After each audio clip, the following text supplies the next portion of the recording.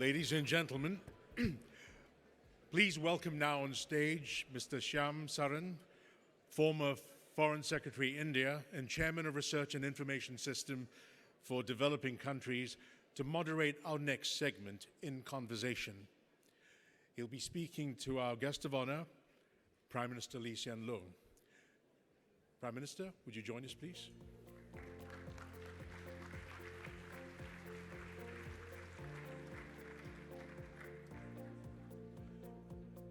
Just a reminder that questions you want to post can be done online using Pigeonhole Live. All right? Thank you. Saran. So I believe we can go on till about 10. All right. Yeah. Go ahead. Okay.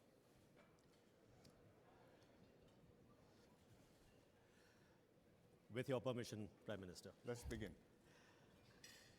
I'll just say a few words to set the ball rolling. Mr. Prime Minister, I think we need some message of optimism from you, because I think we are meeting here at a time when the world is really in a rather tumultuous kind of a phase. I mean, we have, yesterday was some more shooting in the United States. Before that, we have had a coup attempt in Turkey. We have had a terrorist incident in Nice. Before that, closer home, we had a terrible terrorist incident in Bangladesh. And the tragedies in the Middle East continue. So we are actually in a world which needs, I think, a certain reaffirmation of, for example, globalization, of the community of nations that must work together. It is really a rather sad time, in a sense, for us. But Singapore is really an island of sanity, of stability. And I think if we are today gathered here, here is a diaspora which really is a creature of globalization. We have a diaspora because of globalization, in a sense. And a diaspora which, as we just heard, the citation which was read out for the former President Nathan, that this is a diaspora which has made a very major contribution, not only to the development of Singapore, but to development of a number of other countries as well. So it should come as no surprise that there is an element of concern, there is some anxiety that a world which in fact gave these opportunities to this diaspora, perhaps it is undergoing a change. Perhaps there is an assault on the forces of globalization. And Singapore, which has been perhaps one of the, I would say, almost a poster boy of globalization, is there some perhaps change taking place here as well with regard to globalization? What is the message you would like to give to this convention? I think there's never a time when there are no troubles in the world. So it's a troubled time. You know about Brexit, you know about the terrorists, you know about tensions in the region. But at the same time, I think we should remember that this is a time of generally of peace, of prosperity, where globalization has delivered considerable benefits to hundreds of millions of people in the South Indian continent, in China, all over the world. And where really the way forward is more globalization, but also more distribution of the benefits of the globalization to those who have not enjoyed it or those which may be at risk of its side effects. And the story of India and the Indian subcontinent, as well as the Indian diaspora, is part of this, as you point out. India has prospered because it has opened up, starting with Manmohan Singh when he was finance minister in the 1990s. It has grown because its exports have grown, because it's been able to attract investments, because it's connected up with the world and become competitive when previously it was closed to the world and stuck in time. I mean, you are still making ambassador cars until not very long ago. They're still all over India. We are still making them. Well, you might find an export market for them somewhere, but I think it will be tough. And it's because you have moved beyond that, that's why you have prospered. And you've also prospered because you have an Indian diaspora who not only provide capital and talent, but also network and presence all over the world. And it's a very comprehensive and sensitive set of radio telescopes in every community, in every country, in every city. And Singapore too has sought to benefit from that, from our links with the subcontinent, with India itself, but also with the other countries. For example, with Sri Lanka, we are embarking on a free trade agreement negotiation. So too we have ties with Bangladesh, with Pakistan. And we believe that India has a considerable role to play in the region. And we've invited and welcomed Indian companies to come. I think we have 6,500 Indian companies in Singapore, Yes. some of which run their Indian operations headquartered out of Singapore, Yes. which I think is not a bad thing to do. And we also have prospered by welcoming an Indian diaspora to come to Singapore and to participate in our prosperity and contribute to our prosperity, which they have done to a considerable extent. There is a challenge. We have to manage the openness, we have to manage the integration. There are social issues which arise because Indian NRIs coming to Singapore are not the same as Indian Singaporeans who have grown up here, who have been several generations possibly, at least decades, who have made their accommodations and become Singaporeanized with the other races and communities in Singapore. And there is therefore a complexity which we've got to manage. But I think we can do that, and if we can do that, we can prosper. I think that's the way forward. Yeah. Mr. Prime Minister, you just mentioned that the NRIs who come here are not necessarily the same as those who have Grown up here, yeah. And so there is an issue of identity, Yes. I think you have raised. And I'm reminded of a remark that you made in answer to a question which was asked of you just recently. Mr. Prime Minister, what keeps you awake at night? And your answer was, well, one of the things that keeps me awake is the fact that in Singapore, we are not making enough babies, in a sense. Indeed. And you have a problem in terms of the lower Yes. fertility. I would say that perhaps if that is what is keeping you awake, perhaps your counterparts in India may be kept awake by something exactly the reverse. Because, because I think our problem is that there are millions who are entering the workforce every year. You have to find jobs for them. Therefore, your economy needs to grow that much faster. Yes, as you have said, progress has been made. South Asia is not really as integrated as, for example, ASEAN is. But there is some integration taking place. His Excellency, the Prime Minister of Sri Lanka, mentioned how there is a kind of an integration taking place between Sri Lanka and the southern states of the subcontinent. You have in the eastern part, Bangladesh, Nepal, Bhutan, India. There is a sub-regional cooperation taking place. Hopefully, this will also happen in the West in time. But this sub-regional cooperation is really something that is moving ahead. But the problem is that just as we are opening up, just as we are getting globalized, just as that integration is taking place, in fact, the doors in much part of the world is closing up.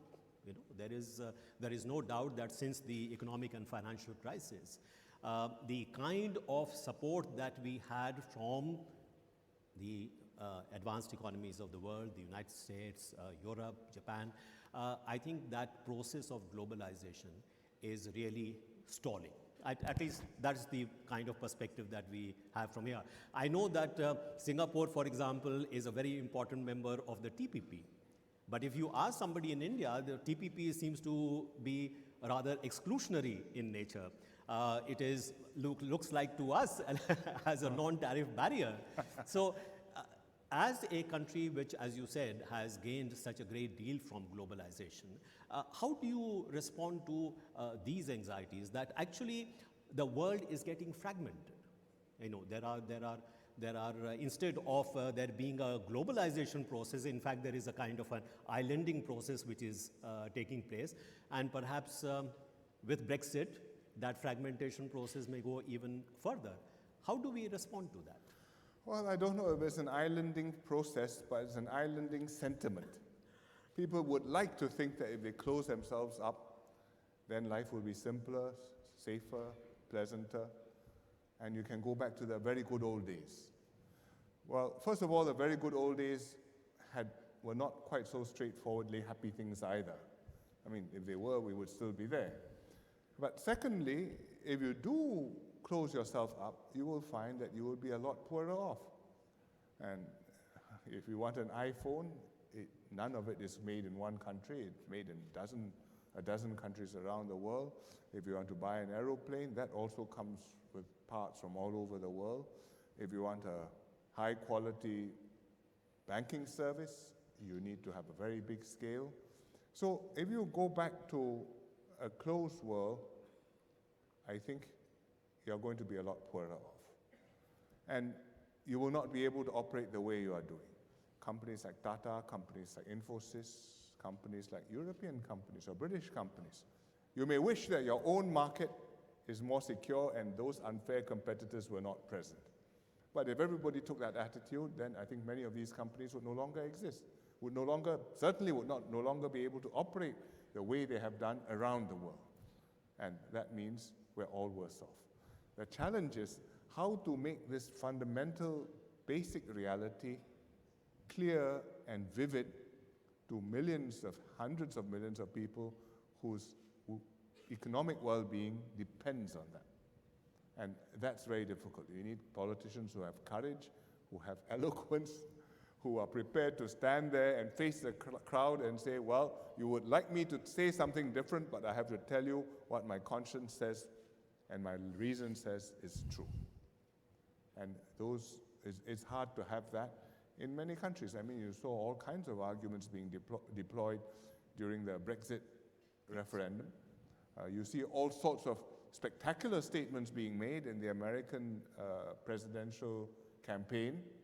And the same happens in European campaigns, I'm sure. In Indian politics, it's not less lively than other countries. So it's not easy, but I think that if you're going to make the system work, such leadership is necessary. Mr. Prime Minister, I think you have pointed to a very important fact that in a sense, even if you wish to stop the process of globalization, I don't think that we can, because it is something which is really related to the pace of technological change which is taking place, the kind of global value chains that have come into existence. As you said, the iPad or the iPhone, perhaps the design is being done in one country, but the components are being made in so many other countries and being put together. That is something which I find difficult to visualize being in any way reversed. So that process, to my mind, will go ahead. But I think the big challenge is something that you yourself pointed out to, that while this globalization is taking place, the movement of people as compared to the movement of goods and services, that is something which is causing considerable anxiety, causing a certain resistance. We saw this in Brexit. We are seeing this in the election campaign in the United States of America. And you yourself pointed out that it's very important even in Singapore that we must deal with this in a manner that the identity of Singapore in some way remains intact. How do we manage this globalization so that it moves ahead with some degree of lag being permitted with regard to the movement of people? It's a very difficult problem because not all the movements are within your control. Yes. I mean, look at the Europeans. One of the arguments is Polish plumbers. That means people from one part of the EU going to another part of the EU because they have free movement rules within the EU, mobility of labor. But a big part of the European problem is refugees. Refugees from the Middle East, refugees from sub-Saharan Africa. And can you build a wall around Europe? Or install a fence in the middle of the Mediterranean? You can't. So they're going to come, and what are you going to do? Is very stressful and destabilizing for the societies. So to the extent that you can, you have to manage the flows. The Europeans have taken a very fundamentalist, or shall we say, very absolute approach to this, that a single market means free movement of goods, services, capital, and people. And free movement means free movement. And if you take that approach, then you have to accept a lot of the consequences, and the politics may or may not carry with it. If you are less absolutist in that, and you say, I'm prepared to have a bit less integration in goods and services, in exchange, I'll have a bit more control over movement of capital, well, you can think of another solution where there's time for a lag so that people can catch their breath, and you can have tripwires, and you can try to digest what is happening to you. I don't know how whether the Europeans want to go there. The British would like to have it both ways. Goods and services for free, capital probably also for free, but labor, let's look at that. And I'm not sure that cherry picking is allowed. So they have a difficult problem. In Singapore, we have to accept that trade-off, and we have to manage to stay open, but at the same time to manage the inflow so that we can digest it, and so that our own people do not feel that something has happened to the world and Singapore is not the same anymore. Yeah. And that's partly numbers, but it's also partly how it works together. If you come in as a company, and the company may have a lot of foreign workers, foreigners from all over the world, but you also make an effort to develop your Singaporean talent and to recruit a reasonable complement of Singaporean staff who can make a contribution and fit into the company, then gradually you get absorbed into our community, not just our economy. But if it comes in and everybody who works in the company is from somewhere else, well, you may pay your taxes, but somehow it doesn't feel as if it's been integrated into the society. And it's the same with the individuals. If you come here, you may be an NRI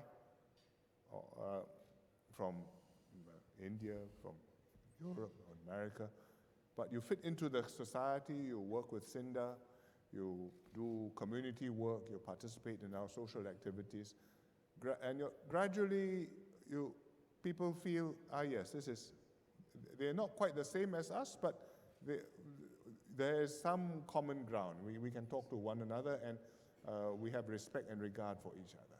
I think that is good. But when numbers are large and there's a risk of people, the two communities being separate, those who are born here and those who are from abroad. And by looking at the person's dress and gait, and if you listen to him, you know absolutely straight away which group he is, my T-shirt or his T-shirt. Well, I think that can become very sensitive. Mr. Prime Minister, I think, maintaining that balance is really the big challenge, and I think it is a big challenge for leadership all across the world. I think Asia and Singapore is perhaps doing a better job than what we are seeing happening in the West. But there are a couple of challenges that I want to focus on before we get on to the question answer session. One is that, we have been talking about during the whole day about integration in South Asia. We have been talking about the affinities which join the countries of the subcontinent together. Attention has been drawn to the real complementarities which exist among the countries of the region. I mentioned the sub-regional cooperation which has been taking place in some parts of the subcontinent. I think one of the things which perhaps people in South Asia do not really understand very much today is how ecologically integrated the region is. If you look at the river systems, if you look at the Himalayan glaciers, if you look at the influence of the monsoons all over the subcontinent, if you look at what could happen if the sea levels rise, really in terms of what we are seeing today, the ecological challenge, My sense is that no country in South Asia, not even India, which is very large, can really deal with that kind of ecological challenge unless there are collaborative responses.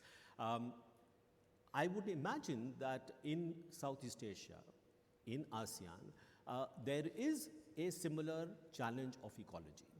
There is a similar challenge of the impact of climate change. Particularly, there are a large number of island nations like Singapore itself.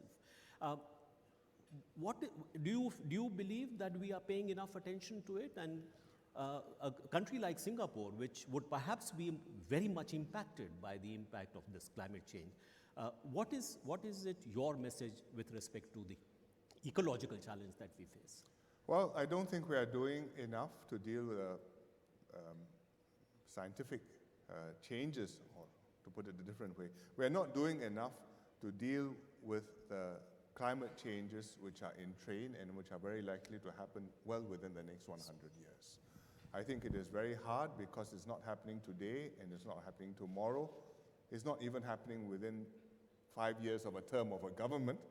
But you're talking about a couple of decades, and it's hard for any government to make trade-offs in terms of things I don't do now, which will hurt me 30 years from now. And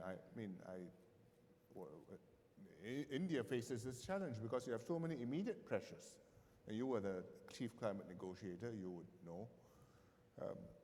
For any Indian government to say, let's cut back on our emissions, let's impose all these rules, let's participate in a stringent global environment, even though it may mean that some of my industries may have to restructure, some of my people may lose jobs, I may lose 0.5% of GDP growth, it's not politically tenable. And therefore, you have problems which are postponed, which are going to come back in a very powerful way within a generation. And it's a challenge.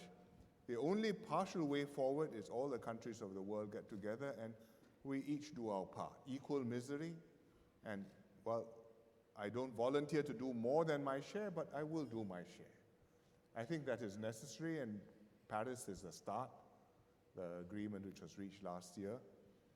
And you will need to make more agreements, and you have to hope that it will be sufficient in order to mitigate the impact, as you point out, rivers, glaciers, coastal areas, droughts, many consequences to come.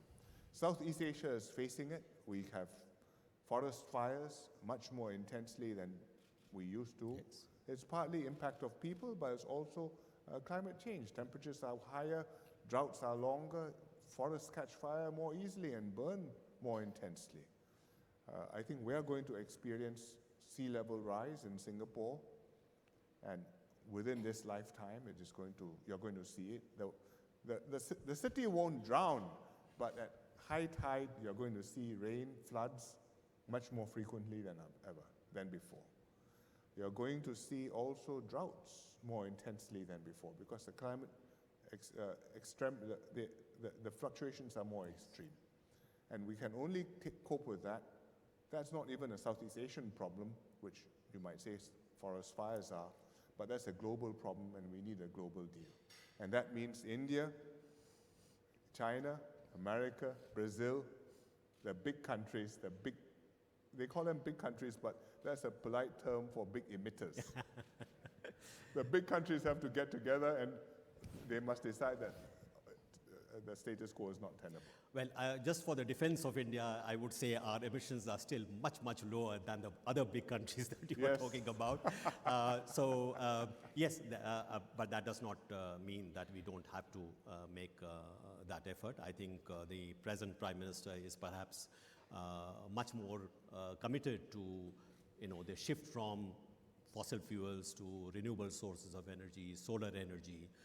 So we are on that path, but I certainly did feel that as far as our region is concerned, this comes from my experience as a climate change negotiator, that perhaps this is one elemental challenge to humanity, I would say, which we are not really coming to terms with. I agree with you. This would have I think in South Asia particularly, the difficulty of cooperation is not just over climate change.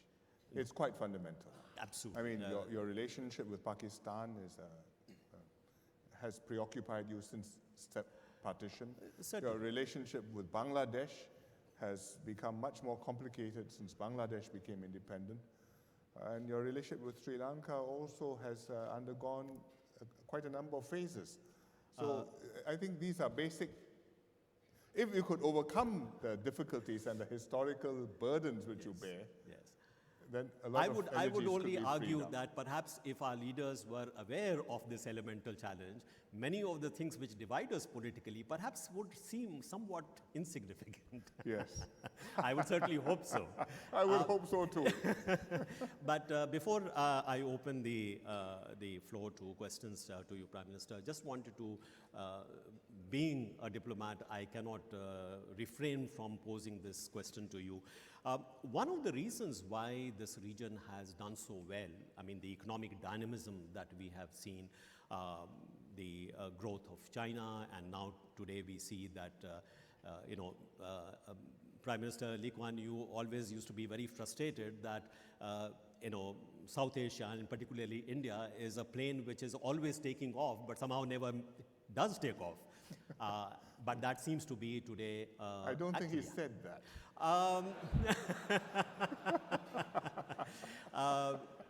Something to that effect.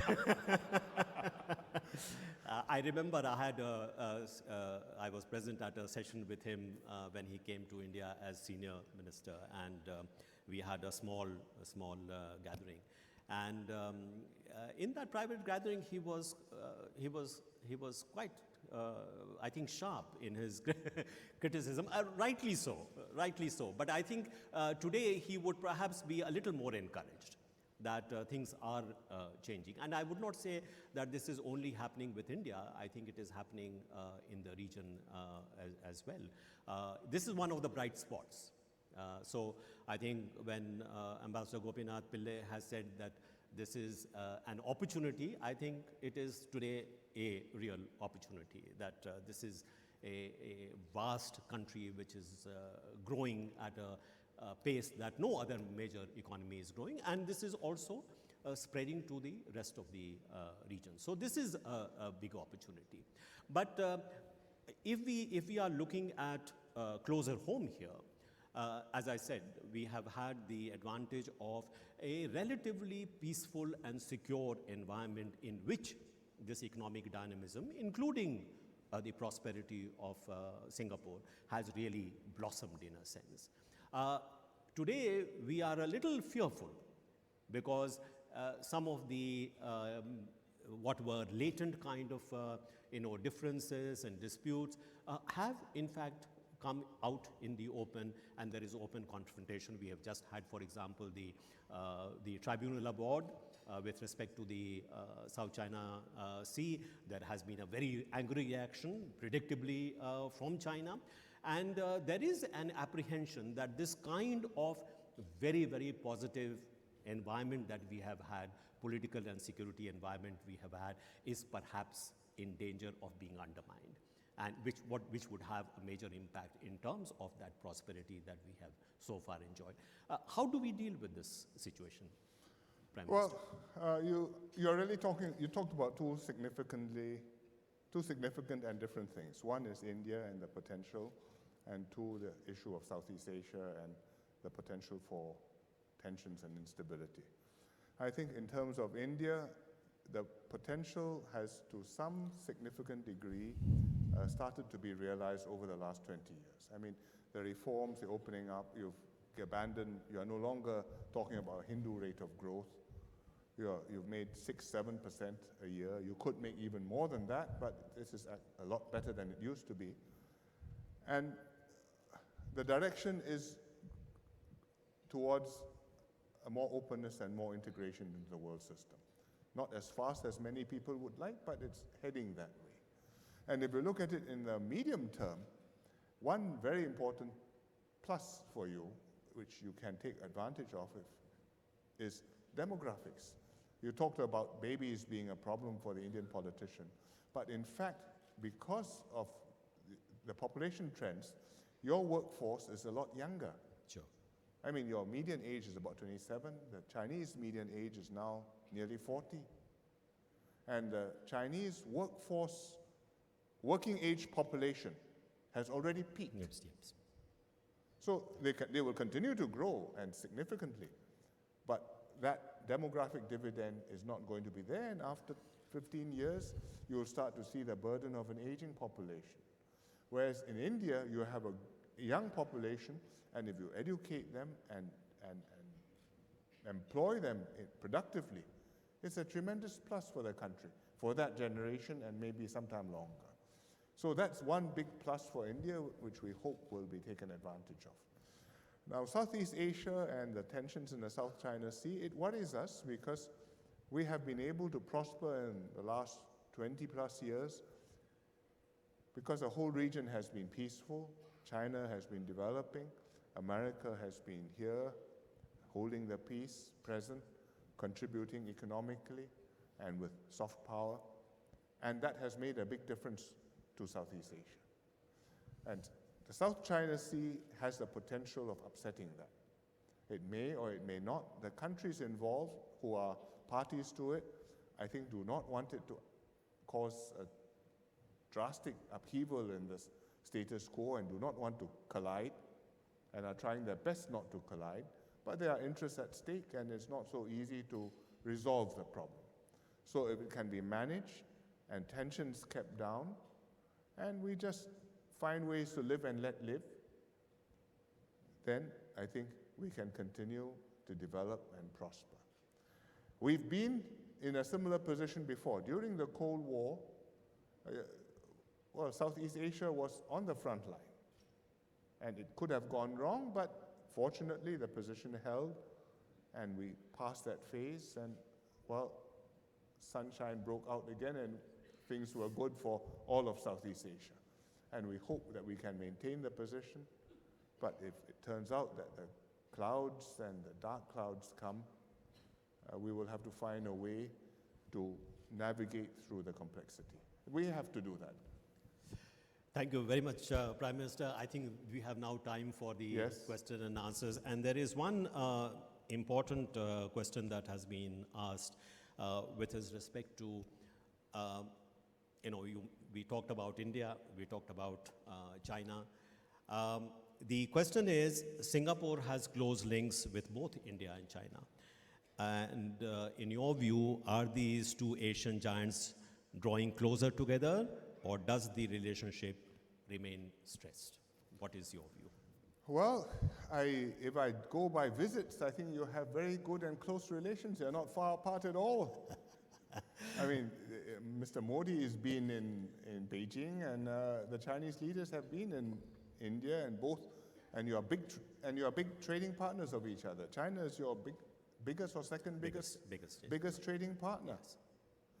So and there's a lot of cross-investment taking place. There's investments taking place. We were just discussing at our table that a lot of Chinese companies are now investing in India, which I wasn't very conscious of, and that the Indian businessmen and government welcome this, which is a positive sign that you're not seeing this as a takeover by a rival, but as interdependence. And Indian companies are present in China too. I think the IT companies have outfits in China. I went to Dalian one year and I think Infosys has a presence there. And so there will be rivalry, but there's also interdependence. And I think that it is something which you will have to manage. So far, India's focus has been on South Asian subcontinent affairs. And you have an interest in the wider region, but you have not pursued it as vigorously as the other powers have. I mean, your foreign service, for example, is probably proportionately smaller than it ought to be. Thank you very much. No, if you pursue this message must go to the Indian government. Yes. If you pursue your interests more vigorously and actively beyond the subcontinent, and in fact beyond the Indian Ocean, you should be a great trading country, and the lines of communications and the trade routes and the freedom of navigation in the region and the stability of the region become vital concerns of India. And you can make a contribution by participating in the affairs of the region and developing with it. You asked just now about the Trans-Pacific Partnership and some people in India seeing this as a kind of exclusionary trade bloc. Well, I don't think it is, because you can never stop people from trading. You can only make the trading amongst the participants in the group freer, but you can't erect barriers against the rest of the world. Also, there's another group which is, or another trading arrangement which is being discussed, which is the RCEP, the Regional Comprehensive Economic Partnership, in which India is a participant, so is China. And it's one which we would like to see pursued ambitiously, but which we fear may succeed in an insipid way, which I think would be a great pity for all the participants, and particularly for India, which is not participant in the TPP. So we hope that the Indian companies will go back and lobby the Indian government and tell them that you welcome the integration, you are prepared for the competition, and let's take a more ambitious approach. Well, a lot of the Indian companies are lobbying the government of India not to make too many concessions in the RCEP. Well, so therefore we have a problem. So therefore the problem is not the TPP. No, the TPP, Prime Minister, I mean, we have a comprehensive economic partnership agreement with Singapore, and I think that has been an extremely successful instrument. Could be even more so. We see some contradiction. Why? In terms of, well, as you know, the TPP is really not about tariffs. It is more about regulatory coherence. It is about standards. It is about norms, environmental norms, labor-related norms, intellectual property-related norms. If you look at those kind of standards, I mean, from the perspective of India, I mean, maybe it makes a lot of sense from Singapore's standpoint. But if one is looking at this from the standpoint of India, it seems as if it is exclusionary, because we are not in a position for some time to come to be able to conform to those higher standards. So there is something of a contradiction, because on the one hand we have this very important comprehensive economic agreement with you, but if Singapore is also part of that, there will be always a pressure to push towards higher standards. It would be very difficult to have a two-track kind of an approach. This is what worries us. Well, that in a messy world, all sorts of non-compatible levels exist. In an ideal world, we'll just have one multilateral deal under the WTO and everybody applies the same standards. It's global. But the WTO has been working hard since 2001, the Doha round. Nothing has happened, or something has happened, but really not very much. And we have to make progress. So the question is whether it is possible for us to make progress with like-minded countries doing what they can, and hopefully over time, more of such groupings add up together cumulatively to something which is second best but better than nothing. And I think that the CEPA with India, the TPP with the partners, America and the rest, RCEP with India, China and others, it's very messy. It means an awful lot of work for our trade negotiators. It means a lot of overhead for our businessmen, who have now to understand what all the rules are and which applies under what circumstances. But I think something is better than nothing. Well, Prime Minister, I certainly hope that... and I hope one day India will have reached a point and the world will have changed sufficiently for us to imagine these untidiness being tidied up. I do hope that there is eventually a convergence towards, a global. That is the ideal. I think that's what you would. But I think the transition to that is probably going to be a rather difficult one. Yeah. Mr. Prime Minister, maybe there is time for one more question. And since we have the Prime Minister of Sri Lanka here, I will take a question which relates to Sri Lanka. Yes. And this is talking about, how Singapore can really increase its economic linkages with Sri Lanka. We heard the Sri Lankan Prime Minister talk about how he has ambitions for making Sri Lanka a kind of a regional hub, Yes. like a nodal Yes. point in the region. That is what Singapore is. What could be the way in which Singapore could, in fact, work together with Sri Lanka to help realize that ambition? Well, we're very keen to work with Sri Lanka. We've been friends for a long time. We have companies which have been there for a very long time. Prima Flour, for example, has been in Sri Lanka for 40 years, so long that many Sri Lankans think it's their company, which is fine with us because they are well accepted and they show the way for other companies to come in. But in fact, our people have been discussing closely what more we can do together. And today we signed several MOUs on technical training, because we have experience with our Institute of Technical Education, and vocational training is one of the things which Sri Lanka is interested in. In fact, it's one of the things India is interested in too. So we are cooperating on technical training. We are cooperating on leadership and capability development in the civil service. We have an agreement between our Civil Service College and the Sri Lankan Civil Service to work together. We are cooperating on cultural events and cultural fields, so between our museums and the Sri Lankan authorities, there's a lot of areas we can work on. And most importantly, we are starting to negotiate an FTA with Sri Lanka. And with an FTA, I think that will provide a framework for investments, more investments from Singapore into Sri Lanka, and it will also enable trade between the two countries. We produce in Singapore manufactured products, but a lot of it are intermediate goods. We are not making the final consumer thing. But Sri Lanka will be in the business of making the final things, and our intermediate goods supplied to Sri Lanka can make Sri Lankan industries more competitive. So there's a lot you can do together.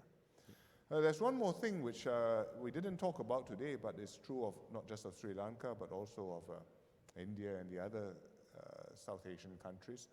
And that is if we can enable more and more convenient air links, air services between the two territories. This is always, when relations are growing, our air services never quite expand quickly enough. Always. And if we could open up and have open skies, ideally, I think all the airlines will scramble to work hard. Some of them may complain that they're working too hard, but the business will prosper, tourism will thrive, investments will thrive, and I think that will make a big difference towards integration as well as globalization for our countries. Yeah. Well, Mr. Prime Minister, just before we end, I just wanted to make the point that if you look at India and Singapore, there are, I think, if I'm not mistaken, something like 400 flights a week. Yes, still not enough. No, full. Therefore, yes. If you have more, they will be full too. Also, I would like to mention that between Sri Lanka and India, there are almost today 120 to 130 flights a week. So it is opening up, and I certainly believe that India does have an open sky policy in terms of opening up a number of non-metropolitan cities to flights from all our ASEAN countries. It has not quite taken off as we would have hoped, but I think with Singapore, actually it has been a great success story. We should have more, I entirely agree. Apropos India, the last revision to our ASA, which has improved over the years, but the last revision was 10 years ago, and the increase at that point was 10% in capacity. And I would imagine even then we could have been bolder, and certainly in the last 5 years, relationships have grown a lot further. Certainly. Prime Minister, this is something that you should perhaps put on the agenda on your next visit to India. It's on the agenda of every visit I make to India. Thank you, Mr. Prime Minister. You have been very kind. Thank you. Thank you very much. It's been really great. Thank you.